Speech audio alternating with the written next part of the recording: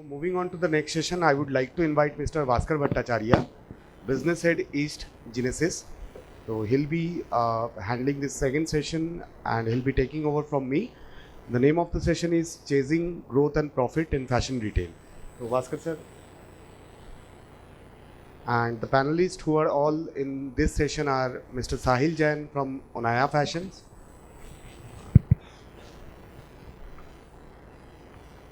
Sahil ji, yeah. Can we have a big round of applause, please? I would like to invite Mr. Karan Goenka from Textile.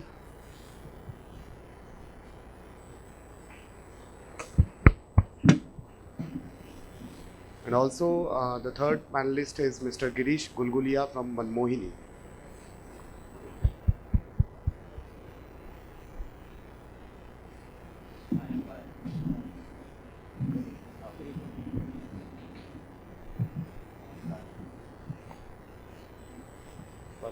Over to you. A lot of geopolitical tensions, global uncertainties. There are inflationary pressures. There are also predictions about a looming threat of global slowdown, and consumer confidence is probably at the lowest in the current times. So it will be interesting to know from some of the leaders, young leaders of fashion retail industry about different ways they plan to deal with this current scenario and grow. So if each one of you, Sahilji, Karan, and Girishji, if you can just kind of give a word about your business and how 2023 has been for you, for your business.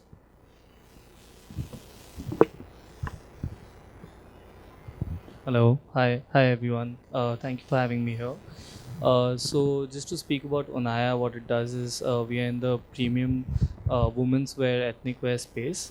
Primary focus is in the manufacturing and design sector, and our 85% of our business is B2B, where we supply to premium retailers across India.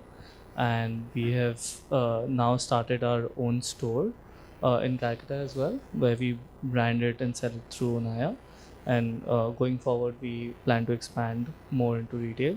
2023 has been pretty good so far. I mean, India, especially in the ethnic wear category, it's been growing pretty phenomenally. So that's been really good so far. Hi, good evening. Good evening. Thanks for having me here again. So we run and operate a retail chain called Textile. We're a value fashion apparel retailer in Tier 2, Tier 3 of India. We've got 35 showrooms across East India. We're a family store, so we've got men's wear, kids wear, ladies wear, a little bit of non-apparel as well. 2023 was actually an extraordinary year for us. I think after a very long time, we achieved whatever target that we had set for ourselves. We grew quite well. We brought in a lot of efficiencies as well, understood a little more about what the customer wants and what we can deliver to them. How can we differentiate, from the other retailers that exist? We penetrated a little further and are hoping for an even better 2024. Hi, good evening, everyone. I'm Girish. I am from Manmohini. I'm second generation into this business, which is family run.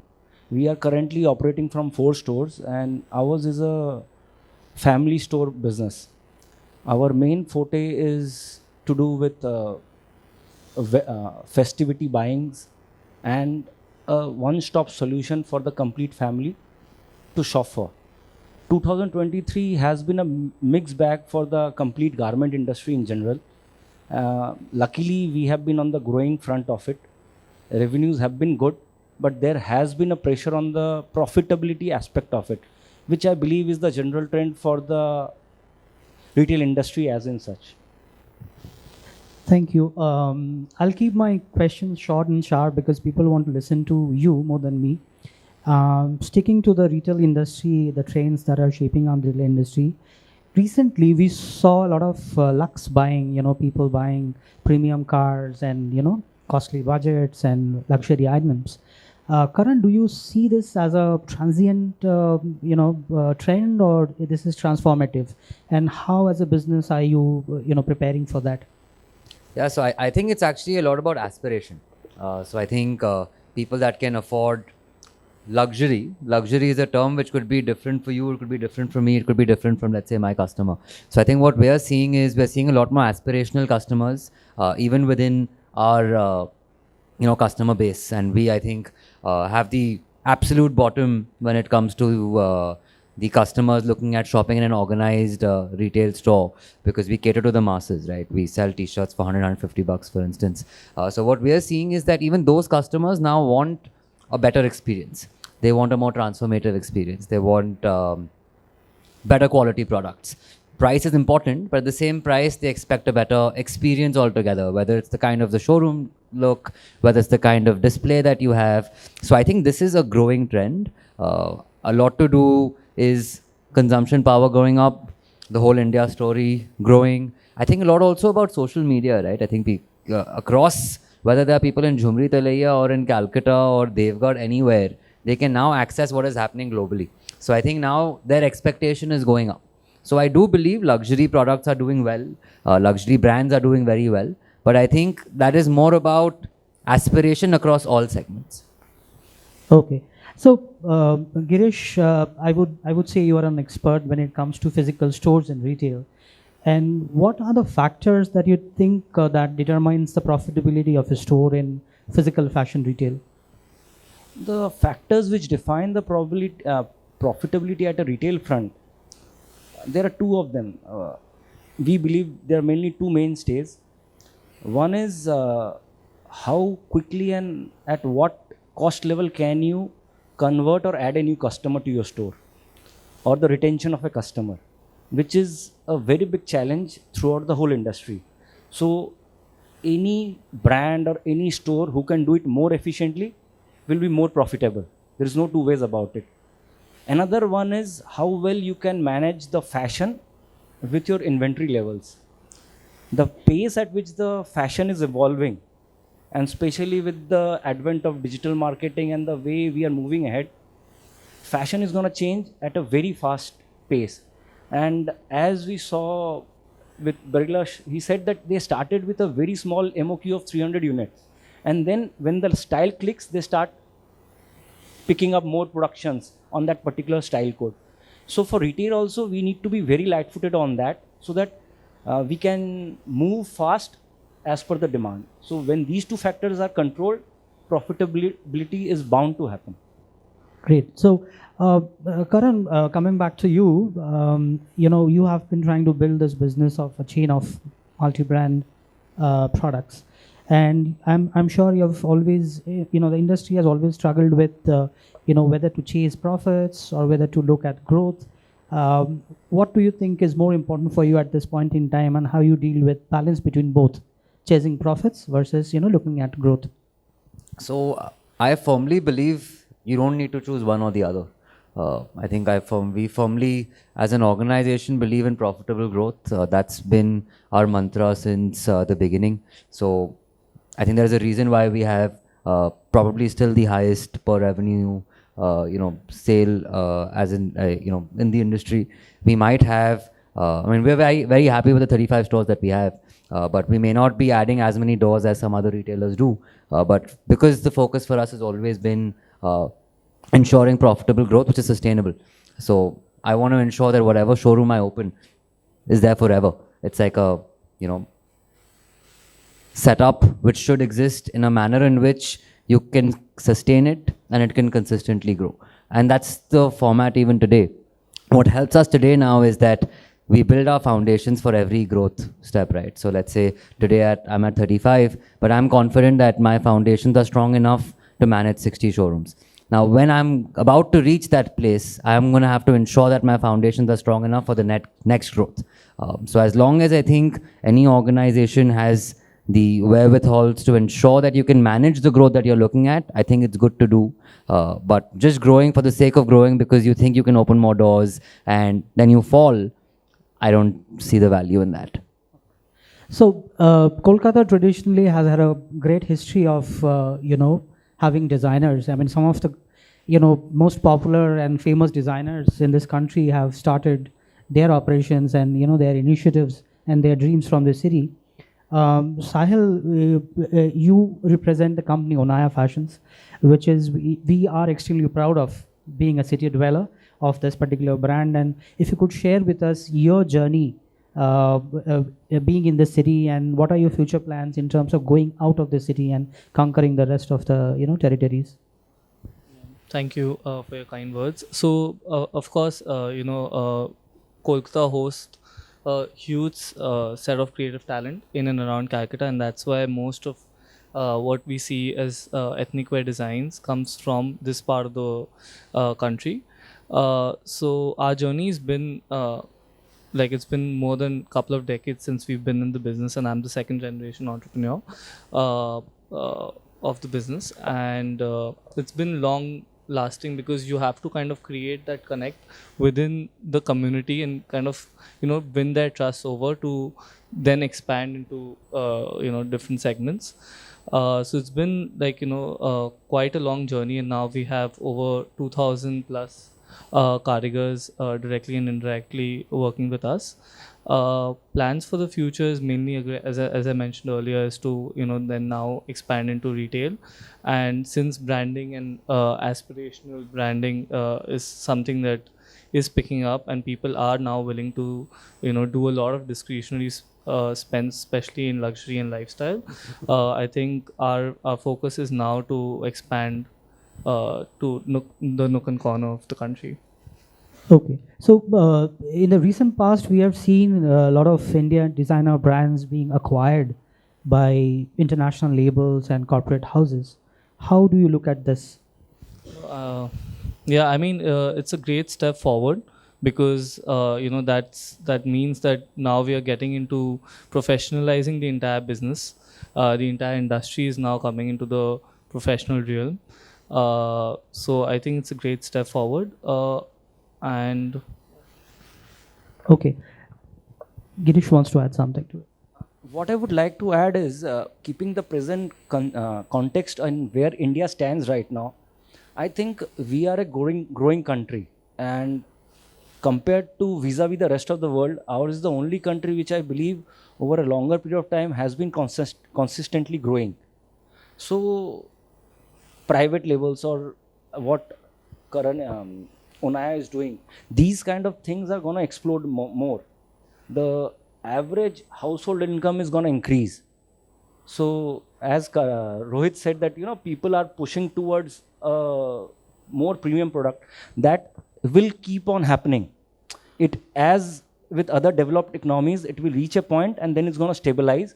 But right now the growth story of India is going to push it towards there, because as per data we will be the third largest economy by 2030, if I'm not wrong.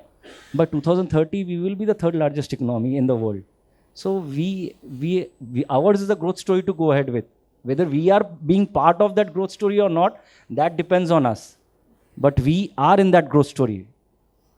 So, you are aware of the behemoth this e-commerce is, and the talking point it has become, and most of the brands that we work with are in some way trying to leverage that.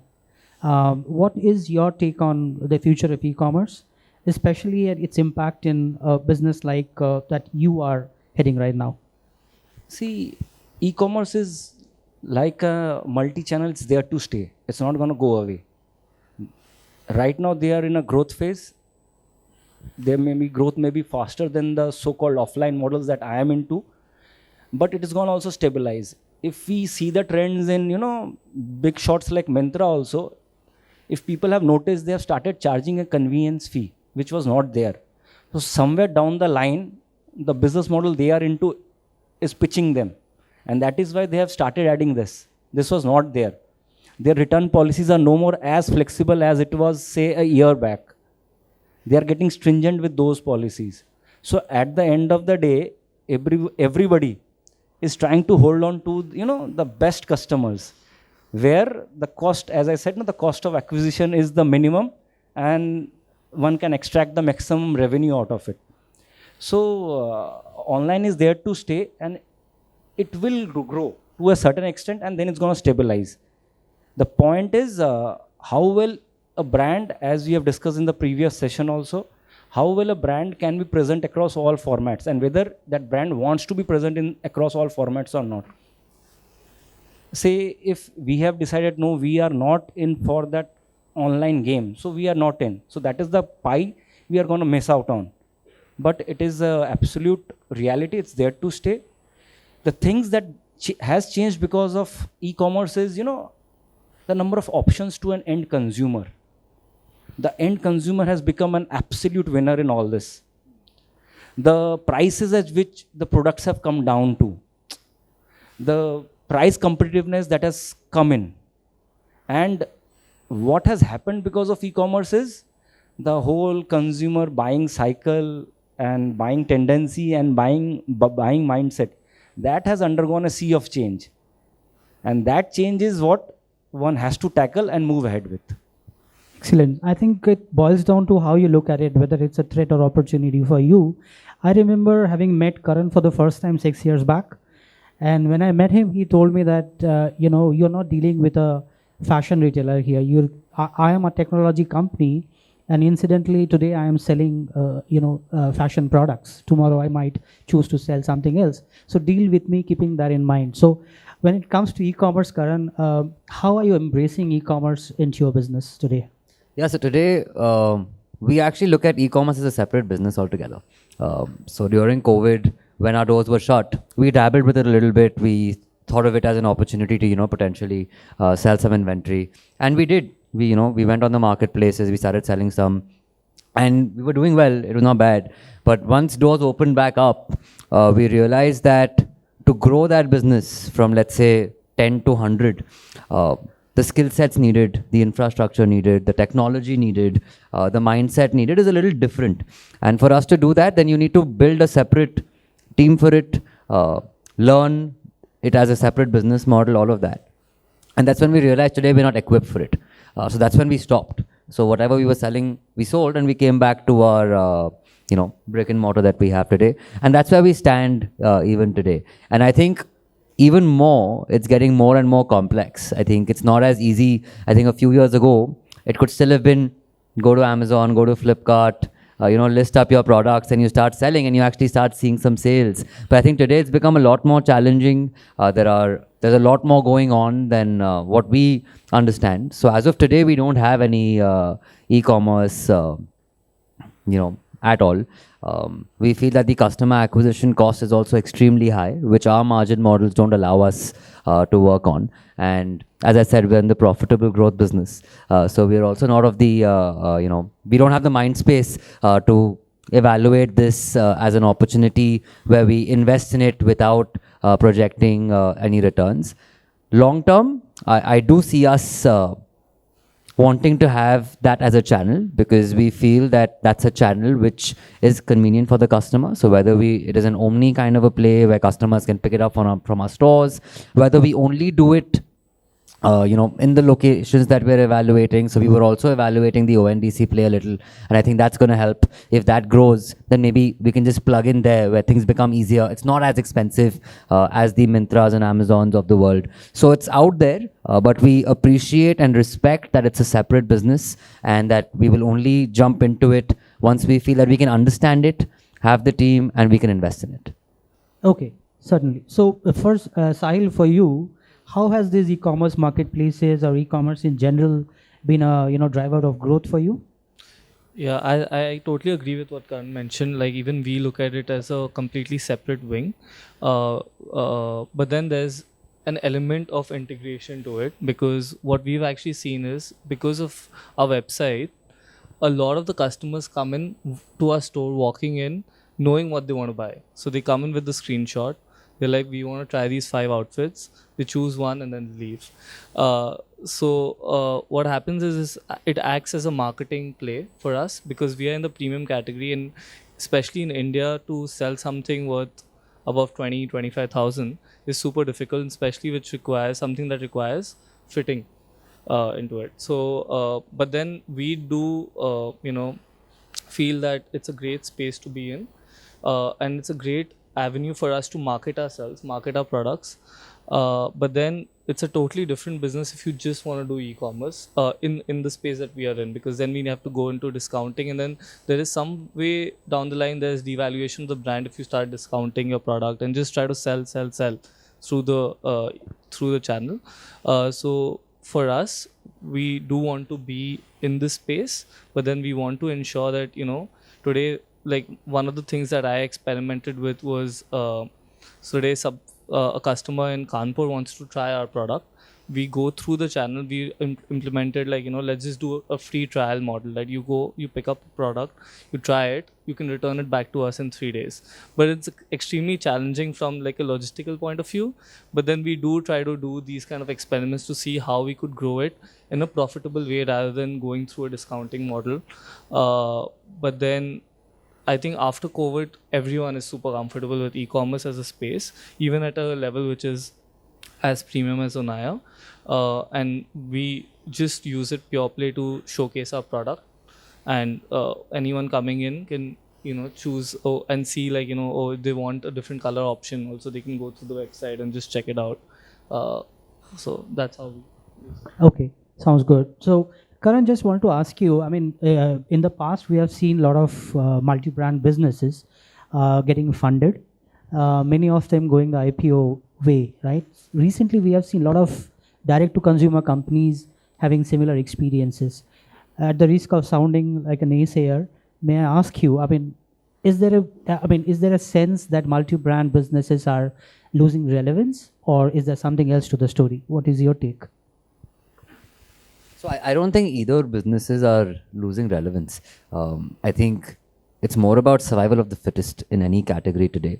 I think it's more about market penetration. I think it's more about, as you were saying, getting your customers back.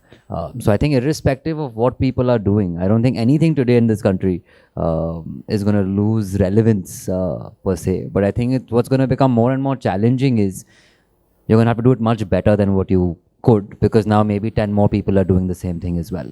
So I think that's what's going to happen. And I think when you talk about funding and, whether you go the private equity route or the public market route, I think that's more a very, I think as an organization, what you require.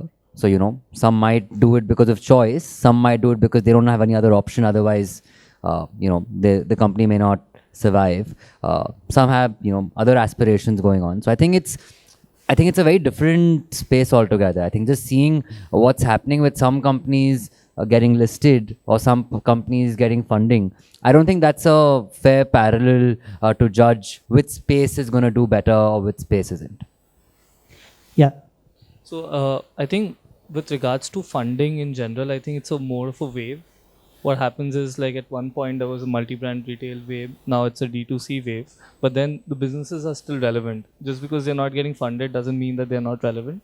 And in our space, I've started seeing that how multi-branded businesses are doing much better, because it becomes, even for the brand, becomes a very relevant platform to be on. Today, the different marketing channels, at least in the online space that we have, is either Instagram or these multi-brand retailers. And I prefer multi-brand retailers more because Instagram is so flooded. So if I'm particularly present on that website or on that platform, I know that that's where my level is as a brand, rather than, today Instagram may, you can have like a mass brand and a premium brand, and you can't compare the product also. So, hence. So, Girish, what is your take on this debate between legacy and looking the new age business in retail? The brick and mortar is the so-called legacy business, and the new age would be the digital revolution that we are going through, or the online e-commerce business. And as I've already said, both has its own relevance. See, the look, feel, touch, trial, and these things, what a brick and mortar store can bring, can nowhere be possible in an online format. But at the same time, the convenience that an online format can bring may be missing in the traditional one which we are in. Just like what Sitanshu said, that I can wish to buy at 2 a.m. Obviously, a online store it is possible, but at a physical store it may not be possible because it's not open that point in time. So that debate is always gonna be there. As I said, because of the kind of demographics we live in, That debate is always going to be. The so-called generation Y, generation Alpha, they are always more inclined towards this new tech, what is the so-called super cool thing in the society right now. And people who are bit, are more into a middle-aged. They are more into a single stop solution, especially in a tier 2, tier 3 kind of a town, where I see, you know, customer comes to our store because they want to be there, because that is a solution. You step in there, it takes care of all your family garment need. That is what they are looking into. Youth has a different perspective of looking at it. So this debate is going to be there, and definitely both are going to push each other, and it is going to be a win-win situation at a consumer front. And the things that are going to impact both is going to be the profitability, which is what most companies these days don't look into. All are more interested into the top line. They all talk about, I have done 1,000 crore business, I have done a 5,000 crore business, but nobody comes and talks what is the bottom line of that 5,000 crore business. Because if it was profitable, then you wouldn't have to go to a VC or to XYZ to fund yourself every year on. So that is something we need to look into, because that is, if it not being properly looked into and taken care of, it's going to disrupt every industry. Right. So, Karan, if you can just help us understand, is there a specific scale or size or time for a business to look for funding? I don't think there is a specific time space to decide that. So for instance, you can have multiple ways of funding, right? Like say if tomorrow my aspiration is that I don't want to run City Style anymore, and if we want to exit City Style as a family, then there's a different aspiration, and we're like, okay, we look for a strategic exit. The other aspiration could be, okay, I'm opening 10 doors a year. Now I want to open 50 doors a year, and my internal accruals don't allow me to do that. Then there could be another reason why I look for a private equity funding or go through the IPO route. So I don't think there is a perfect time or space or size or scale. I think it comes down to what you want, what you aspire, and if you have other stakeholders, right? Now, if I already had an investor today, then that investor has a exit plan, right? He's invested or she's invested X. They're looking at a time horizon that in 5 years I expect this.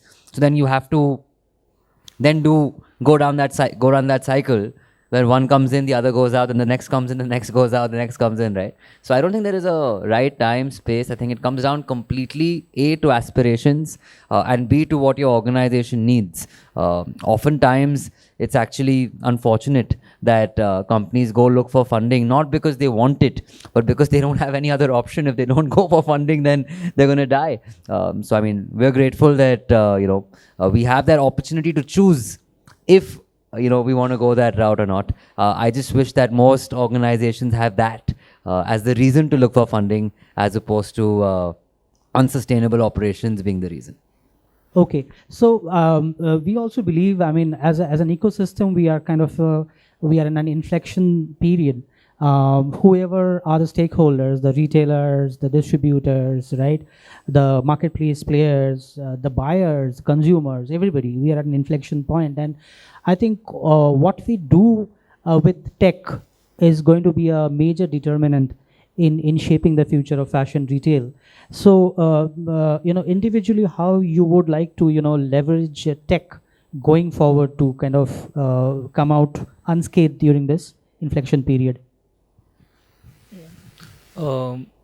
I feel like fashion tech is, in general, people think of it as a front end thing where I can have better POS systems, or I could have like something AI related in the trial rooms, or just better servicing at the front end. But I think fashion tech is actually at the back end, where if there's a lot of technology in making the product, there's a lot of new technology in the supply chain bit, which is the core of fashion tech, rather than experimenting with something at the retail store, where something like, maybe I was in New York, and in Uniqlo you just go and dump all the clothes in the basket, and the bill is going to print out, and you can just carry that basket with you. But that's just one aspect of fashion tech, and I feel that that's not as useful as maybe them producing it in the most technology forward way possible. So for me, if I have to say, backend is the core of fashion tech, and there's a lot happening in that space. Okay. Yeah, so I think for us, as you rightly said a few years ago, when I told you that we are in the analytics tech business, that's actually very true.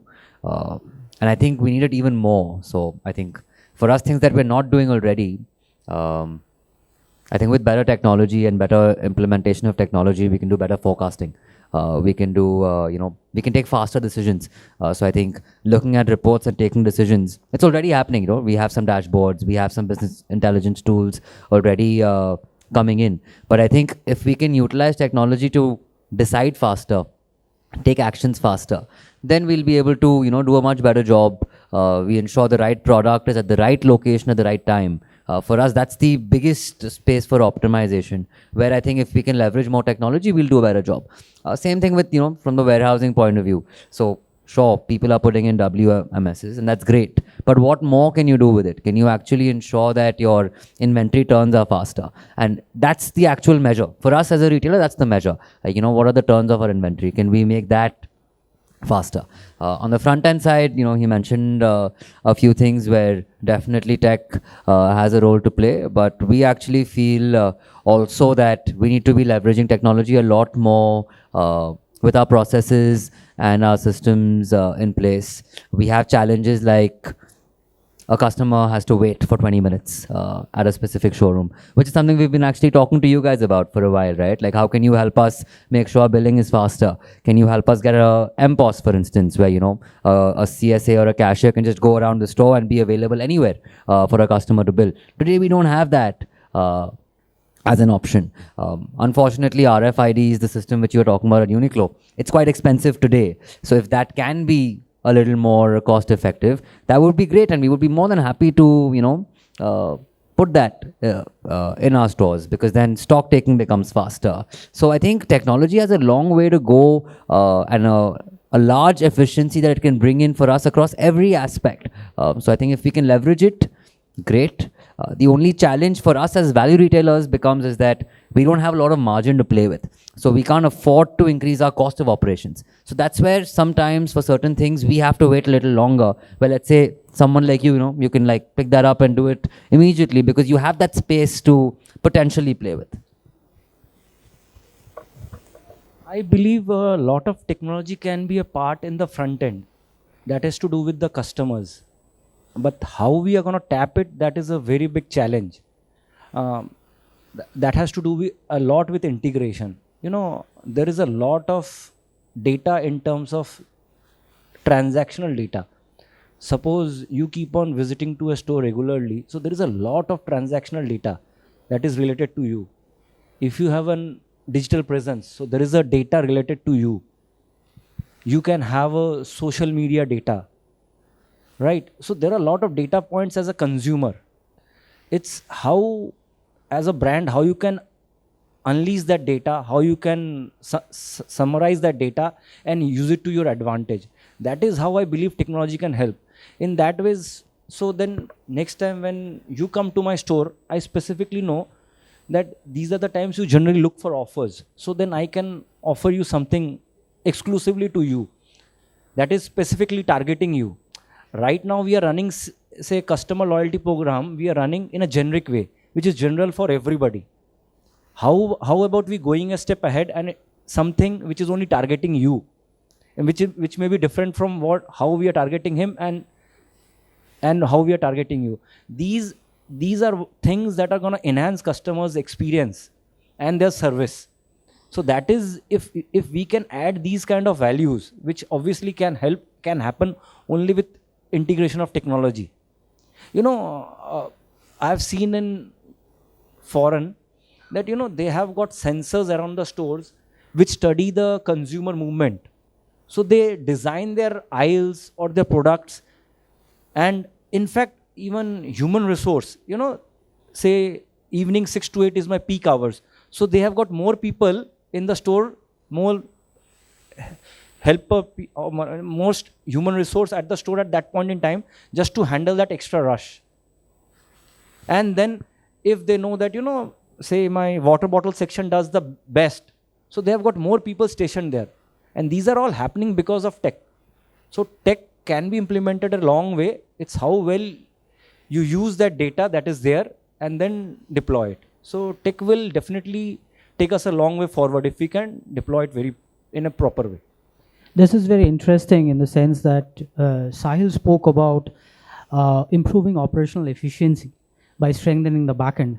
Karan spoke about making sense of the intelligence that is derived out of their systems. And Girish spoke about improving customer experiences at the front. So actually tech can influence every aspect of retail if you really look at it, right? So if we bifurcate between value, premium and luxury retail, Karan and Sahil, where do we see these three forms of retail heading in the near future? Yeah, I think everything's going to grow. I think there is enough space for absolutely everyone. I think for us the benefit is that we're in a country where the population is so high that we're in the bottom. That I think it's a pyramid. Where at the absolute bottom we're going to have enough number of people who are interested. I think for the guys, as soon as you start going up and further, maybe the number of people reduces, but their ASPs and their bill values are much higher, right? And I think there is enough growth happening. So people